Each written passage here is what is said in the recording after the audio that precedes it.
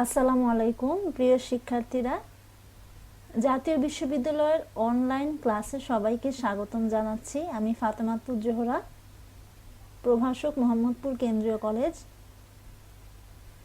আমরা জাতীয় বিশ্ববিদ্যালয়ের অনলাইন ক্লাসে শিক্ষা কার্যক্রমের অন্তর্ভুক্ত যেই কোর্সটি করব সেটা হচ্ছে embryology, physiology, animal adaptation, evolution, palaeontology and zoogeography. করোনাকালীন এই সময়ে লেখাপড়ার যেন থেমে না থাকে, সেই জন্য জাতীয় বিশ্ববিদ্যালয়ের এই উদ্যোগকে আমি স্বাগত জানাই। আমরা যে কোর্সটি করব তার কোড হচ্ছে 123103 লেকচার 4। এই লেকচার 4-এ আমরা হোমিওস্ট্যাটিস, ফুড এবং নিউট্রিশন এগুলো নিয়ে আলোচনা করব, অর্থাৎ শারীরতত্ত্ববিদ্যার অন্তর্ভুক্ত এই বিষয়গুলো নিয়ে আলোচনা করব। তাহলে আমরা যেই সব বিষয় নিয়ে আলোচনা করব সেগুলো আমরা একটু দেখে নিই।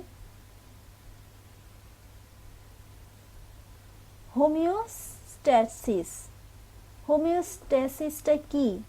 হ্যাঁ, ধনাত্মক ঋণাত্মক ফিডব্যাক কৌশল। পরীক্ষার সময় অনেক সময় আসে যে ধনাত্মক ঋণাত্মক ফিডব্যাক কৌশলের পার্থক্য লেখো। এছাড়াও পরিপাক, পুষ্টি, অন্তঃকোষীয় বহিঃকোষীয় পরিপাকের মধ্যে পার্থক্য, সংজ্ঞা, মানুষের লালা গ্রন্থি, শর্করা পরিপাক, আমিষ পরিপাক, এই বিষয়গুলো নিয়ে আমরা আলোচনা করব। এই বিষয়গুলো কিন্তু আমরা যে বই থেকে পড়তে পারি সেগুলো হচ্ছে মানব শারীরবিজ্ঞান, হিউম্যান ফিজিওলজি, কবির পাবলিকেশনসের যে বই রয়েছে সেটি। আরেকটি বই আছে ইউনিভার্সাল পাবলিকেশনসের মানব শারীরতত্ত্ব, সেটিও কিন্তু আমরা দেখতে পারি। তাহলে আসি, হোমিওস্ট্যাসিস কি? হ্যাঁ, শব্দটা কিন্তু আসলে একটি অর্থগত বেশ বোঝার একটা ব্যাপার আছে। সেটা হচ্ছে যে ধরো বাইরের একটা পরিবেশ, বাইরের পরিবেশের তাপমাত্রার তারতম্য হতে পারে, কিন্তু আমাদের শরীরের কিন্তু নির্দিষ্ট একটা তাপমাত্রা বজায় থাকে। বাইরের পরিবেশের পরিবর্তন হলেও, হ্যাঁ, ঠান্ডা বা গরম, সেই তাপমাত্রার পরিবর্তন হলেও শরীরের ভেতরের যে তাপমাত্রা সেটা কিন্তু বাইরের সেই পরিবেশের সাথে নিজেকে খাপ খাইয়ে নেয়।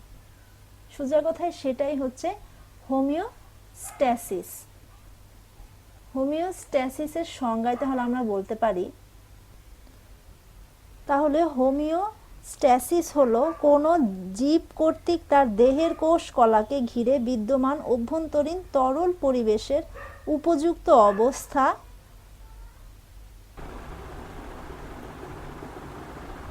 টিকিয়ে রাখার ঘটনাকে হোমিওস্ট্যাসিস বলে। অর্থাৎ এই যে অভ্যন্তরীণ তরল পরিবেশের উপযুক্ত অবস্থা, সেটা বলতে বোঝাচ্ছে যা কোষ কলার স্বাভাবিক ক্রিয়াকলাপের জন্য অপরিহার্য। এখন তাহলে জীবদেহের বহি পরিবেশের পরিবর্তনে কিন্তু অন্তঃপরিবেশ সামঞ্জস্য রক্ষা করে, এটি হচ্ছে হোমিওস্ট্যাসিস। হোমিওস্ট্যাসিসের উদাহরণ হিসেবে বলা যায়, শীতে অ্যান্টার্কটিকার তাপমাত্রা 40 ডিগ্রি সেন্টিগ্রেডে নেমে আসে। ওই অবস্থায় কিন্তু স্ত্রী পেঙ্গুইন ডিম পারলে পুরুষ পেঙ্গুইন বাচ্চা উৎপাদনের জন্য প্রায় 2 মাস পর্যন্ত ডিমে তা দেয়। এটা সম্ভব হয় কারণ তখন পুরুষ পেঙ্গুইনের দেহের তাপমাত্রা 38 ডিগ্রি সেন্টিগ্রেড বজায় থাকে, অথচ বাইরের কিন্তু তাপমাত্রা খুবই কম। আরও বলা যায়, উষ্ণ কক্ষ থেকে বের হয়ে অথবা স্বাভাবিক তাপমাত্রার কক্ষ থেকে বের হয়ে শীতাতপ নিয়ন্ত্রিত শীতল কক্ষে অনুপ্রবেশ করলে উভয় অবস্থাতেই কিন্তু মানব শরীরের অভ্যন্তরের কোনো পরিবর্তন ঘটে না। এভাবে শরীরের অভ্যন্তরে পরিবর্তন ঘটিয়ে প্রাণী তার দেহের অভ্যন্তরের স্বাভাবিক অবস্থা বজায় রাখে। এগুলোই হচ্ছে হোমিওস্ট্যাসিস। তাহলে ধনাত্মক ফিডব্যাক কৌশল কোনটা আর ঋণাত্মক ফিডব্যাক কৌশল কোনটা?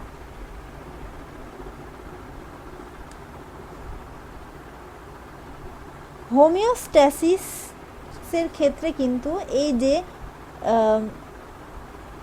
বহিঃকোষীয় তরলে কোন উপাদান তথা ফ্যাক্টরের মাত্রা স্বাভাবিকের তুলনায় যখন বৃদ্ধি বা হ্রাস পায় তখন কিন্তু ফিডব্যাক কৌশল এমনভাবে ক্রিয়া করে যেটি একইভাবে ক্রমশ অধিকতর তীব্রতা সহ পরিবর্তিত হয়, তাকে ধনাত্মক ফিডব্যাক বলা হয়। অপরদিকে বহিঃকোষীয় তরলে যে প্রয়োজনীয় উপাদান বা ফ্যাক্টরের মাত্রা বৃদ্ধি বা কমে গেলে ফিডব্যাক কৌশলের প্রত্যাবর্তন কিন্তু বিপরীতমুখী পরিবর্তন ঘটবে এবং সেটি হবে ঋণাত্মক ফিডব্যাক কৌশল। 2 নম্বর পার্থক্যে আমরা দেখি যে শারীরবৃত্তীয় যে পরিবর্তন হয় তার ফলে কিন্তু তার তীব্রতা বৃদ্ধি পেয়ে প্রাণীর হিতকর অথবা অহিতকর অবস্থা হতে পারে।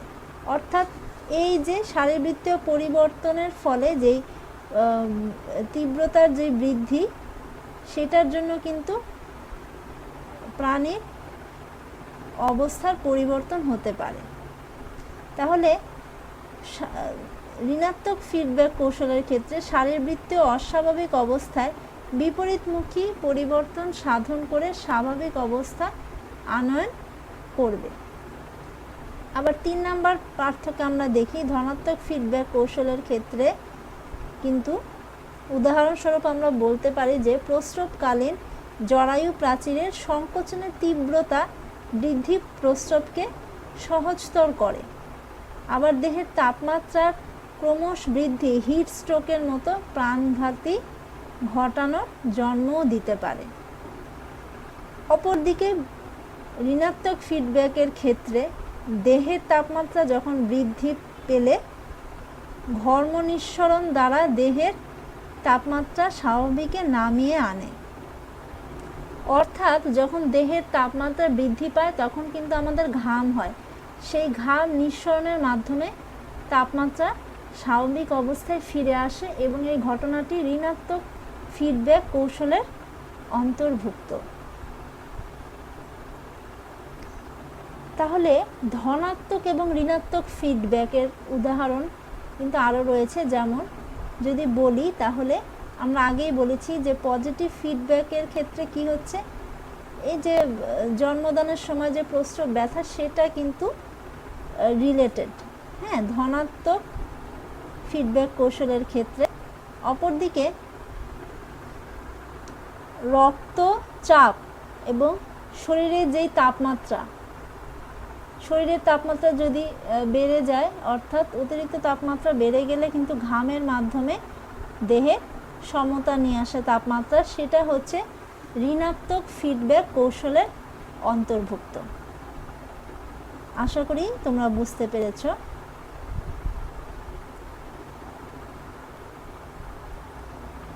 এবার আসি আমরা পুষ্টি এবং পরিপাক। হ্যাঁ, পুষ্টি কি এবং পরিপাক কি সংজ্ঞা দেখেই বোঝা যায় যে পুষ্টি হচ্ছে দেহের ক্ষয় পূরণের সাথে সম্পর্কযুক্ত। অপরদিকে পরিপাক হচ্ছে খাদ্যের শোষণ উপযোগীর যে প্রক্রিয়া তার সাথে সম্পর্কযুক্ত। তাহলে আমরা একটু সংজ্ঞায় দেখি যে পুষ্টি হচ্ছে একটি জটিল শারীরবৃত্তীয় প্রক্রিয়া, বহি উৎস থেকে প্রয়োজনীয় উপাদান গ্রহণপূর্বক দেহের ক্ষয়পূরণ ও বৃদ্ধি সাধনের সামগ্রিক প্রক্রিয়াই হচ্ছে পুষ্টি। অপরদিকে পরিপাক হচ্ছে কঠিন ও জটিল খাদ্য গ্রহণকারী প্রাণীরা যে প্রক্রিয়ায় খাদ্যকে সরল এবং কোষের শোষণ উপযোগী করে তাকেই কিন্তু পরিপাক বলে। তার মানে পরিপাকের মাধ্যমে কিন্তু পুষ্টির প্রক্রিয়াটি সম্পর্কযুক্ত রয়েছে। অপরিহার্যতা যদি পার্থক্যের বিষয় হয়ে থাকে, তাহলে পুষ্টির ক্ষেত্রে আমরা বলতে পারি খাদ্য গ্রহণ, পরিপাক, পরিশোষণ, আত্তীকরণ ও নিঃসরণ পুষ্টি প্রক্রিয়ার অংশ। তবে উদ্ভিদসহ মৃতজীবী ও অধিকাংশ ক্ষুদ্র পরজীবী প্রাণীদের পুষ্টি সাধনের জন্য পরিপাক অপরিহার্য নয়। মৃতজীবীরা বা অধিকাংশ যে পরজীবীরা রয়েছে তারা কিন্তু যে প্রাণীর ওপর নির্ভরশীল, তাদের যে পরিপাকৃত খাদ্য সেটি খেয়েই তারা বেঁচে থাকে। তাদের আলাদা করে নিজস্ব পুষ্টি তারা অন্যের ওপর নির্ভর করে থাকে। নিজেদের পুষ্টির জন্য পরজীবীরা অন্যের ওপর নির্ভর করে থাকে। তাই এই মৃতজীবী ও ক্ষুদ্র পরজীবী প্রাণীদের ক্ষেত্রে প্রাণীদের পুষ্টি সাধনের জন্য পরিপাক অপরিহার্য নয়। অপরদিকে পরিপাক যদি আমি বলি তাহলে কি হবে? পরিপাক পুষ্টির অংশ। তাহলে পরিপাক হলো পুষ্টির অংশ। একমাত্র হলজৈক প্রাণীদের পুষ্টির জন্য পরিপাক অপরিহার্য। প্রক্রিয়ার ক্ষেত্রে পুষ্টিকে যদি বিবেচনা করা যায় তাহলে সেক্ষেত্রে পরিশোষিত খাদ্যসারের বিপাকীয় প্রক্রিয়া পুষ্টির অংশ। অপরদিকে পরিপাক একটি বিপাক বহির্ভূত প্রক্রিয়া, অর্থাৎ পরিপাক কিন্তু বিপাকের অন্তর্ভুক্ত নয়, বহির্ভূত একটি প্রক্রিয়া। খাদ্যগুণের সাথে পুষ্টি প্রক্রিয়া সম্পর্কিত। আর পরিপাকের ক্ষেত্রে খাদ্যগুণ যাই হোক কেন পরিপাক হলেই কিন্তু পুষ্টি সাধন হবে এমন নয়। তারপরে আসছে কি? পুষ্টির ক্ষেত্রে পুষ্টি মূল কার্যাবলী কোষের অভ্যন্তরে প্রোটোপ্লাজমে সংগঠিত হবে। অপরদিকে পরিপাক কোথায় সংগঠিত হয়? কোষীয় খাদ্যগহ্বর, সিলেন্টেরন, পরিপাক নালী ইত্যাদি স্থানে খাদ্য পরিপাক ঘটে। তাহলে আমরা বলতে পারি যে এই যে পুষ্টির যে কার্যাবলী সেটা কিন্তু কোষের অভ্যন্তরে সেটা সংগঠিত হয়। এবং পরিপাক কি করছে? পরিপাক খাদ্য নালী, খাদ্য গহ্বর ইত্যাদি স্থানে পরিপাক ঘটে থাকে।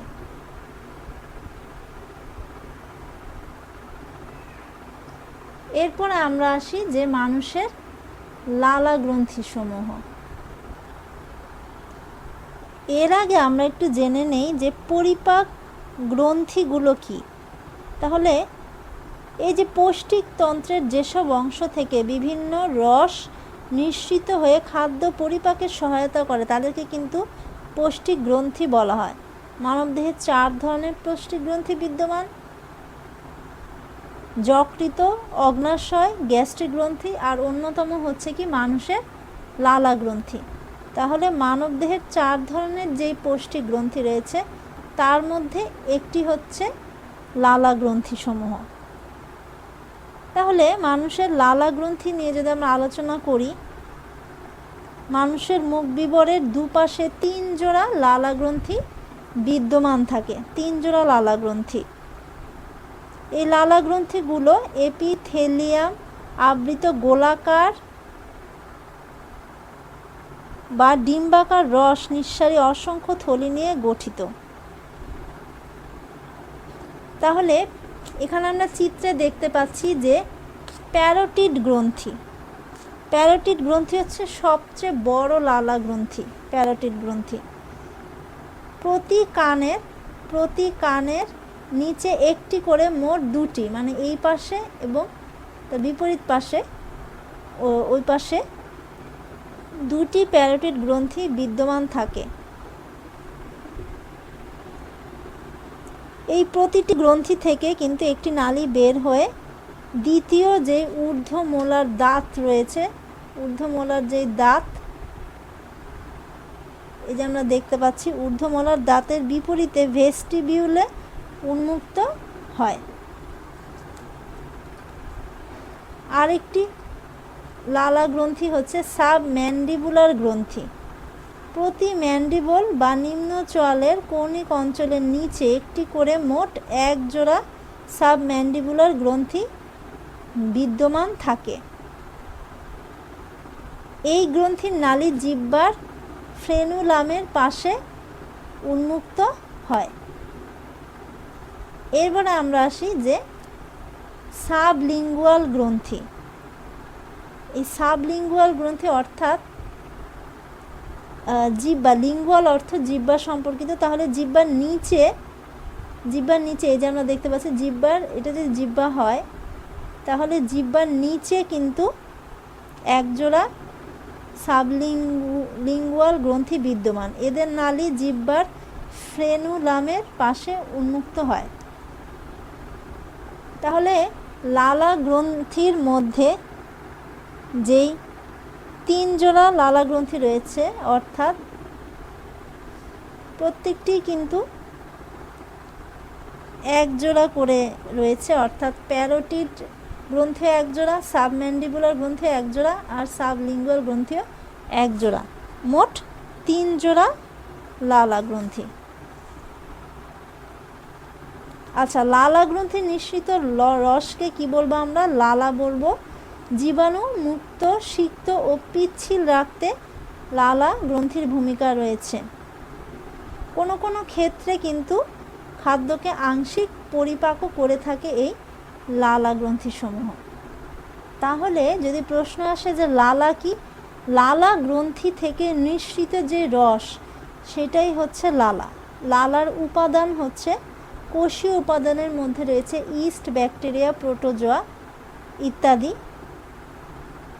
অজৈব লবণের মধ্যে রয়েছে sodium chloride, potassium chloride, calcium phosphate ইত্যাদি।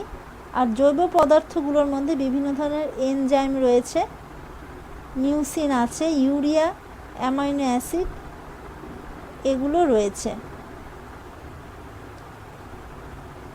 লালায় কিন্তু 2 ধরনের এনজাইম রয়েছে, একটি হচ্ছে টায়ালিন, আরেকটি হচ্ছে মল্টেজ।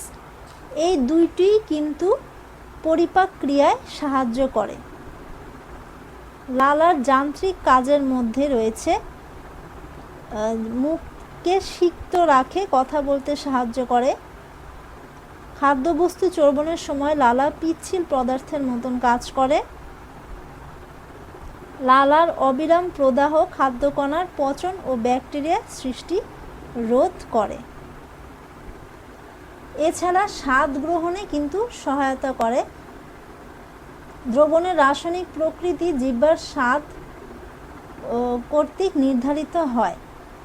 তাপ বিমোচন, কিছু কিছু প্রাণীর ক্ষেত্রে কিন্তু তাপ বিমোচনের ক্ষেত্রে লালা ক্ষরণের ভূমিকা রয়েছে, যেমন কুকুর, ভেড়া ইত্যাদি। পানির সাম্য,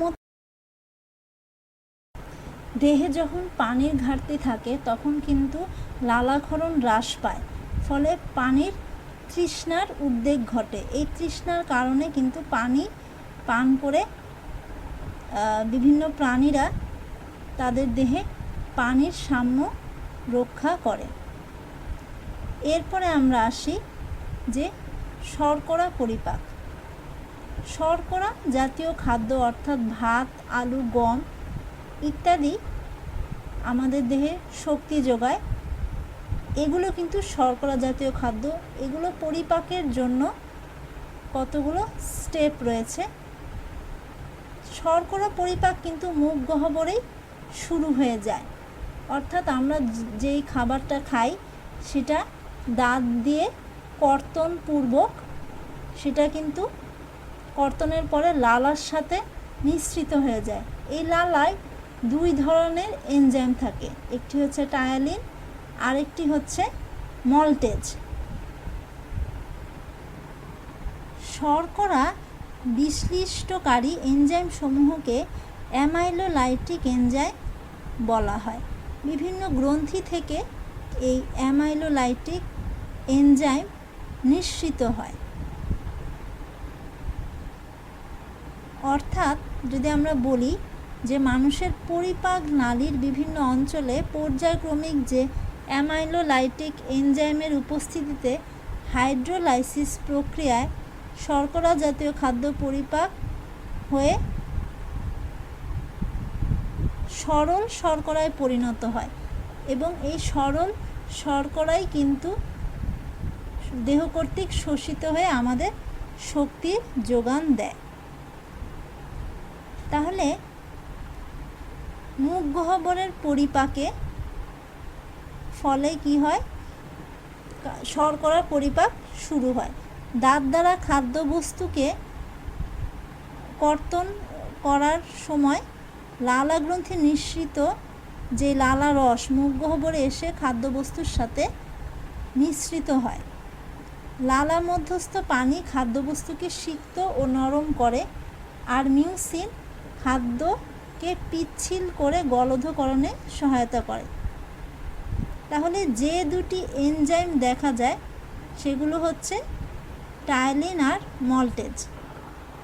তাহলে টায়ালিন স্টার্চ এবং গ্লাইকোজেনকে ভেঙে মল্টোজে পরিণত করে। স্টার্চ আর গ্লাইকোজেন হচ্ছে জটিল শর্করা। তাহলে এখানে আমরা বিক্রিয়া দেখতে পাচ্ছি স্টার্চ ও গ্লাইকোজেন টায়ালিন এনজাইমের প্রভাবে মল্টোজে পরিণত হয়।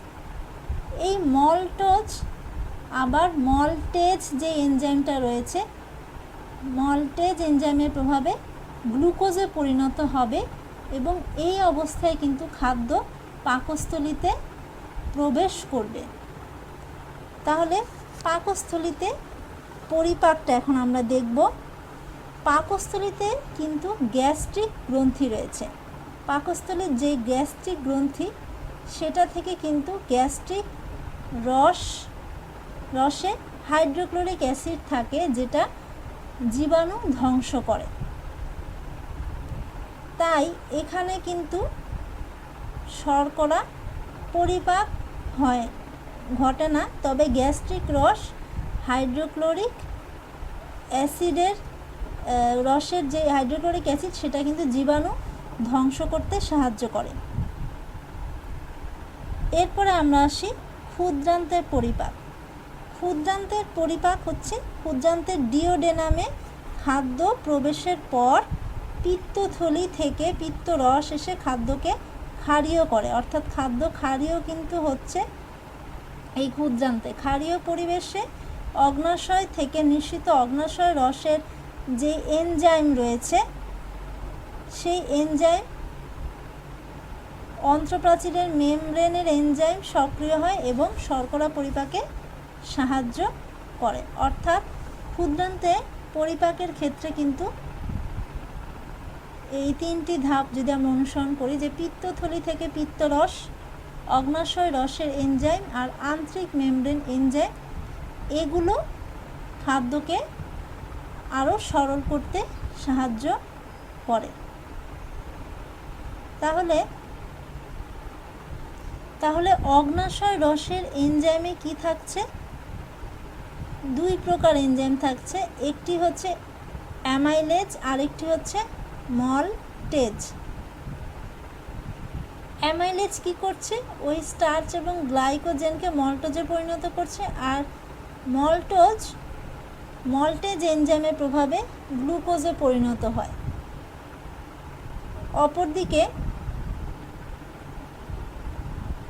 অপরদিকে যে মেমব্রেন এনজাইম সমূহ রয়েছে সেগুলো হচ্ছে 5 প্রকার। আমরা যদি দেখি, একটি হচ্ছে ল্যাকটোজ, মল্টোজ, সুক্রোজ, অলিগো, 1,6-গ্লুকোসাইডেজ আর অ্যামাইলেজ।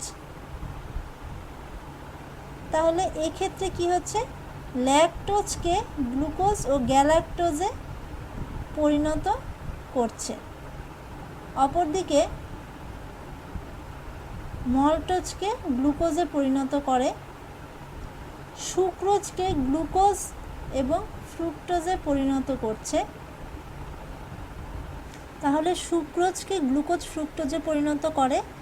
অলিগো 1,6-গ্লুকোসাইডেজ কি করছে? আইসোমল্টোজকে গ্লুকোজে পরিণত করে। অ্যামাইলেজ কি করছে? স্টার্চ এবং ডেক্সট্রিনকে সরল শর্করায় পরিণত করে।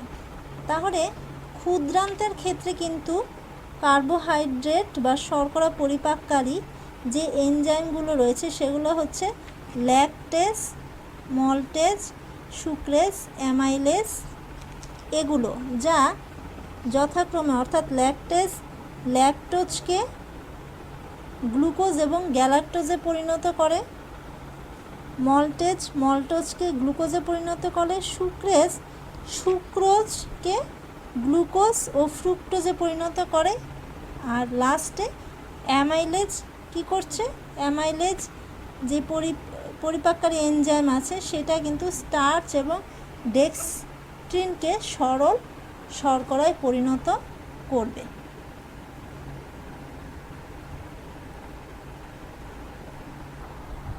এবার আমরা জানব আমিষ জাতীয় খাদ্যের পরিপাক সম্পর্কে। আমিষ জাতীয় খাদ্য কি কি? মানুষের আমিষ জাতীয় খাদ্যে যে প্রধান উৎস সেগুলো হচ্ছে মাছ, মাংস, ডিম, ডাল, সবজি, দুধ ইত্যাদি। বিভিন্ন প্রোটিওলাইটিক এনজাইমের কার্যকারিতায় কিন্তু জটিল আমিষ আর্দ্র বিশ্লেষিত হয়ে সরল অ্যামাইনো অ্যাসিডে পরিণত হয়, অর্থাৎ লাস্টে কিন্তু সরল অ্যামাইনো অ্যাসিড পাওয়া যায়। মানুষের পরিপাকতন্ত্রে আমিষ পরিপাক কয়েকটি ধাপে সংগঠিত হয়, আমরা দেখব। এখানে আমিষের পরিপাক কিন্তু শুরু হয় পাকস্থলী থেকে। তার মানে 3টি ধাপ যদি আমি বলি তাহলে পাকস্থলীতে প্রথম ধাপ, দ্বিতীয় ধাপ হচ্ছে ডিওডেনামে এবং তৃতীয় ধাপ ইলিয়ামে।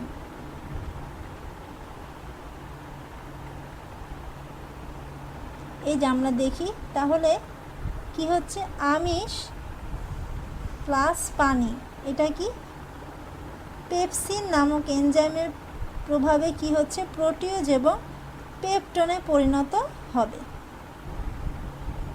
অর্থাৎ পাকস্থলীতে যে খাদ্যটি যায় সেটি কিভাবে যাচ্ছে, মুখ বিবরে কিন্তু আমিষের কোনো পরিপাক হচ্ছে না, শুধু লালা মিশ্রিত হয়ে খাদ্যটি নরম আর পিচ্ছিল হয়। কিন্তু এখানে কোনো প্রোটিওলাইটিক এনজাইম না থাকায় আমিষ খাদ্যের পরিপাক ঘটে না। এটা কিন্তু ভেরি ভেরি ইম্পর্ট্যান্ট, মনে রাখতে হবে। আমিষ জাতীয় খাদ্য পরিপাক শুরু হয় পাকস্থলী থেকে, আর শর্করা জাতীয় খাদ্য কিন্তু শুরু হয় মুখ বিবর থেকে। তাহলে আমিষের জাতীয় খাদ্য কি চিবানো এবং লালা মিশ্রিত যে আমিষ জাতীয় খাদ্য পাকস্থলী গহ্বরে যখন পৌঁছায় তখন কিন্তু গ্যাস্ট্রিক নামক যেটি গ্যাস্ট্রিক রসের যে হাইড্রোক্লোরিক অ্যাসিডের সাথে মিশে কি পেপসিন ও রেনিন সক্রিয় হয়। তাহলে গ্যাস্ট্রিক রসের যে হাইড্রোক্লোরিক অ্যাসিডটা নির্গত হয় তারপরেই কিন্তু সাথে সাথে পেপসিন এবং রেনিন এনজাইম সক্রিয় হয়ে যায়। পেপসিন কি করছে, আমিষ এবং পানি জাতীয় খাদ্যকে প্রোটিওজ পেপটনে পরিণত করছে। অপরদিকে দুগ্ধ জাতীয় যে খাবার রয়েছে সেখানে কিন্তু দুগ্ধ কেসিন প্লাস পানি এই রেনিন এনজাইমের মাধ্যমে প্যারাকেসিনে পরিণত হচ্ছে। অর্থাৎ দুগ্ধজাত আমিষ পরিপাকের ক্ষেত্রে রেনিন এনজাইম কিন্তু গুরুত্বপূর্ণ ভূমিকা পালন করে।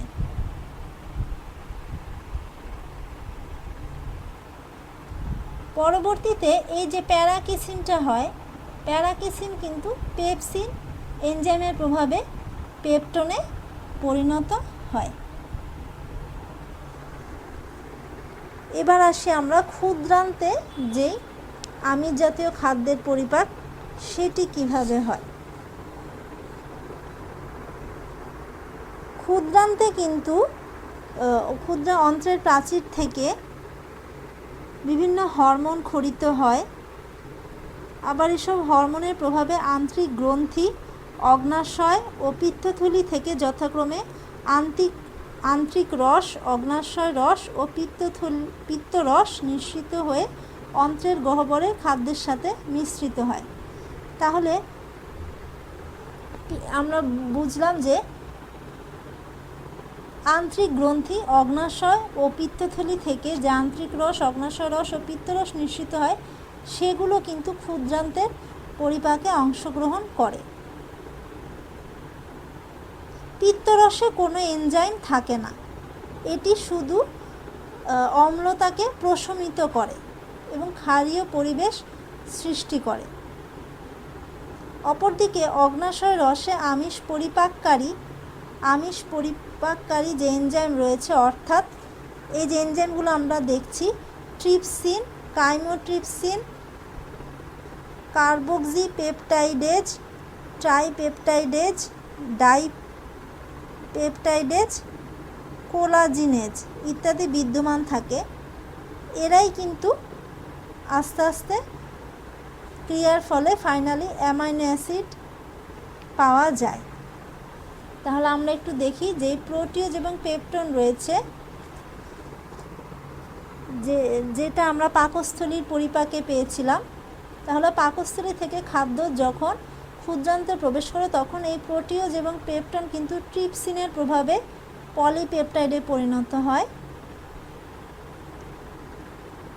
আর কিছু প্রোটিওজ ও পেপটন পরবর্তীতে কাইমোট্রিপসিন এনজাইমের প্রভাবে পলিপেপটাইডে পরিণত হয়। এই পলিপেপটাইডকে ভাঙার জন্য কার্বক্সিপেপটাইডেজ এনজাইম সক্রিয় হয়ে ফাইনালি অ্যামাইনো অ্যাসিডে পরিণত হয়। অপরদিকে পেপটাইডেট কিন্তু তিন ধরনের: পলিপেপটাইড, ট্রাইপেপটাইড আর ডাইপেপটাইড। ট্রাইপেপটাইডের জন্য ট্রাইপেপটাইডেজ এনজাইমের প্রভাবে অ্যামাইনো অ্যাসিড পাওয়া যায়। আর ডাইপেপটাইডেজ এনজাইমের প্রভাবে অ্যামাইনো অ্যাসিডে পরিণত হয়। আর কোলাজেন কি করছে? কোলাজেন এই উপাদানটি আবার কোলাজিনেজ এনজাইমের প্রভাবে অ্যামাইনো অ্যাসিডে পরিণত হয়। তাহলে আমিষ জাতীয় খাদ্যের পরিপাকে কিন্তু সরলীকৃত যেটি পাওয়া যায় সেটা হচ্ছে অ্যামাইনো অ্যাসিড, যা পরবর্তীতে অন্ত্রের ভিলাই কর্তৃক শোষিত হয়ে রক্ত দ্বারা সমগ্র দেহে পরিবাহিত হয়। আর খাদ্যের অপাচ্য যে অংশ সেটি বায়ুপথে দেহের বাইরে বেরিয়ে যায়।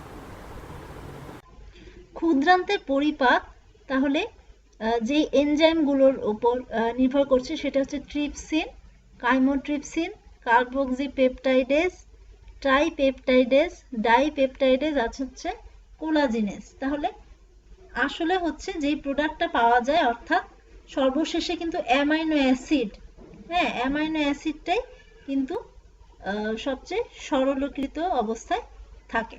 তাহলে আমিষ পরিপাকের ক্ষেত্রে একটা জিনিস মনে রাখতে হবে যে আমিষ পরিপাক কিন্তু পাকস্থলীর পরিপাক থেকেই শুরু হয়, অর্থাৎ মুখ বিবরে আমিষ পরিপাক কিন্তু হয় না। তবে খাদ্য চর্বিত ও লালা মিশ্রিত হয়ে পিচ্ছিল নরম হয়, অর্থাৎ খাদ্যটাকে নরম এবং পিচ্ছিল করতে সাহায্য করে মুখ বিবরের অংশগুলো। কিন্তু কোনো প্রোটিওলাইটিক এনজাইম যেহেতু থাকে না, সেহেতু কিন্তু আমিষ জাতীয় খাদ্যের পরিপাক মুখ গহ্বরে হয় না। তাহলে আমিষ জাতীয় খাদ্য পরিপাক যদি পরীক্ষায় আসে তাহলে কিন্তু পাকস্থলীতে পরিপাক থেকে বিস্তারিত আলোচনা করতে হবে। তাহলে পাকস্থলীতে যেই এনজাইমগুলো থাকে সেটা হচ্ছে পেপসিন থাকবে, পেপসিন থাকবে, আর হচ্ছে রেনিন থাকবে। পেপসিন হচ্ছে আমিষ জাতীয় খাদ্যকে পানির সাথে মিশ্রিত করে আর পেপসিনের উপস্থিতিতে প্রোটিওজ ও পেপটন উৎপন্ন করবে। অপরদিকে দুধের যেই কেসিন, দুগ্ধ কেসিনকে সরলীকৃত করতে কিন্তু রেনিন নামক এনজাইমটা গুরুত্বপূর্ণ ভূমিকা রাখে, অর্থাৎ দুগ্ধ কেসিন প্লাস পানি, রেনিন এনজাইমের উপস্থিতিতে প্যারাকেসিন হয়। এবং এই যে এই অর্ধপরিপাকৃত খাদ্য, এটা কিন্তু ধীরে ধীরে ক্ষুদ্রান্তে এরপরে প্রবেশ করে। পরবর্তীতে ক্ষুদ্রান্তে পরিপাক হয়ে থাকে। এখন যদি শর্করা পরিপাক আলোচনা করি, তাহলে শর্করার ক্ষেত্রে মুখ বিবরের যেই লালা গ্রন্থিতে টায়ালিন নামক এনজাইম থাকে, সেই টায়ালিন কিন্তু শর্করা জাতীয় খাদ্য পরিপাকে যথেষ্ট ভূমিকা রাখে। তাহলে শর্করা জাতীয় খাদ্য পরিপাক যদি বর্ণনায় আসে বড় প্রশ্ন হিসেবে, তাহলে বলতে হবে যে মুখ গহ্বরের পরিপাক থেকে শুরু করতে হবে। খাদ্য গ্রহণের পরপরই মুখ গহ্বরে খাদ্য পরিপাক শুরু হয়ে যায়। হ্যাঁ, অর্থাৎ এই টায়ালিন কিন্তু আর যে মিউসিন তো খাদ্যদ্রব্যকে পিচ্ছিল করে, অপরদিকে টায়ালিন স্টার্চ ও গ্লাইকোজেনকে ভেঙে কিন্তু মল্টোজে পরিণত করবে। হ্যাঁ, পরবর্তীতে মল্টোজ থেকে কিন্তু মল্টেজ হবে। এভাবে এই অবস্থায় খাদ্য কিন্তু পরবর্তীতে পাকস্থলীতে প্রবেশ করবে এবং পাকস্থলীতে যে গ্যাস্ট্রিক রসের হাইড্রোক্লোরিক অ্যাসিড আছে সেটা কিন্তু রোগ জীবাণু ধ্বংস করবে।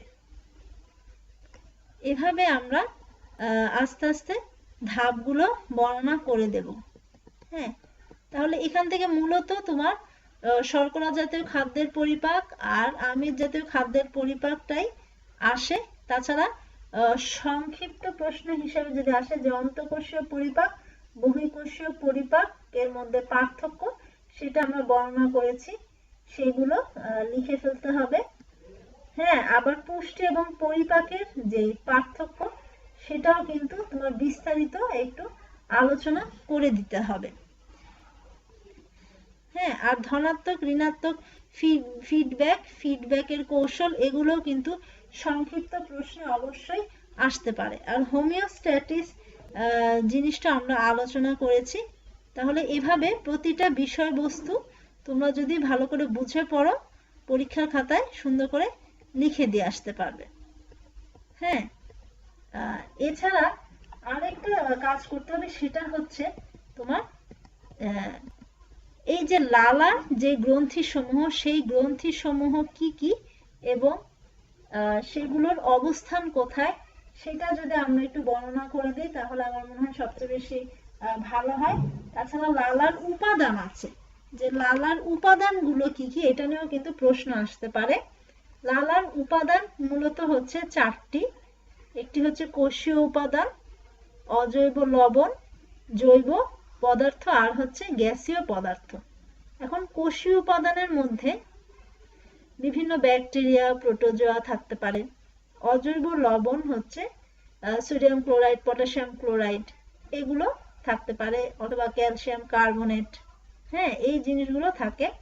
অপরদিকে জৈব পদার্থ যে আছে, হ্যাঁ, জৈব পদার্থ সমূহ বলতে মূলত যে এনজাইম সমূহ আছে, অর্থাৎ লালায় টায়ালিন নামক এনজাইম থাকে, এছাড়া লাইপেজ আছে, হ্যাঁ, লাইসোজাইম আছে, এগুলো থাকে, মিউসিন আছে, এগুলো থাকে। তবে কিছু মাত্রায় অ্যাগ্লুটিনোজেনও লালায় থাকে। আর লালার গ্যাসীয় উপাদানের মধ্যে আছে হচ্ছে অক্সিজেন, নাইট্রোজেন ইত্যাদি। তাহলে লালা কি? লালা হচ্ছে লালা গ্রন্থি থেকে নিঃসৃত যে রস, সেটা হচ্ছে লালা, এবং লালার উপাদানগুলো আমরা বলে ফেলবো। আর লালার গ্রন্থিগুলো কি কি সেটা আমরা আলোচনা করেছি। আবারও একবার দেখে নেই যে প্যারোটিড গ্রন্থি, সাবম্যান্ডিবুলার গ্রন্থি, সাবলিঙ্গুয়াল গ্রন্থি। সবচেয়ে বড় গ্রন্থি হচ্ছে তোমার প্যারোটিড গ্রন্থি। হ্যাঁ, এটা কিন্তু কানের নিচে একটি করে অবস্থান করে, অর্থাৎ দুই পাশে দুটি থাকে। সাবম্যান্ডিবুলার হচ্ছে তোমার ম্যান্ডিবুলার পশ্চাতে, আর সাবলিঙ্গুয়াল গ্রন্থি হচ্ছে জিহ্বার নিচে। লিঙ্গুয়াল মানে হচ্ছে জিহ্বা সংক্রান্ত, তাহলে জিহ্বার নিচে হচ্ছে সাবলিঙ্গুয়াল গ্রন্থি থাকে। হ্যাঁ, এভাবে আমরা বর্ণনা করব। আর লালার যদি কাজ আসে সেটা হচ্ছে কি, মুখ সিক্ত রাখে, কথা বলতে সাহায্য করে। হ্যাঁ, আর ক্ষতিকর বস্তু থেকে মুখকে রক্ষা করা, অর্থাৎ মুখের মিউকাস পর্দা কিন্তু রক্ষা পায়। হ্যাঁ, তো এভাবে আমরা বিস্তারিত আলোচনা করে দেব। আশা করি সবাই বুঝতে পেরেছ। তাহলে মূলত আমরা এখান থেকে যেটা দেখলাম সেটা হচ্ছে যে পরিপাক, খাদ্যের পরিপাক, শর্করা পরিপাক, আমিষ পরিপাক, হ্যাঁ, এগুলো বিস্তারিত পড়তে হবে। এনজাইমগুলো কিন্তু মনে রাখতে হবে, হ্যাঁ, কোন ক্ষেত্রে কোন এনজাইম, বারবার খাতায় লিখে প্র্যাকটিস করে পড়ার অভ্যাস করতে হবে। সবাইকে অনেক ধন্যবাদ।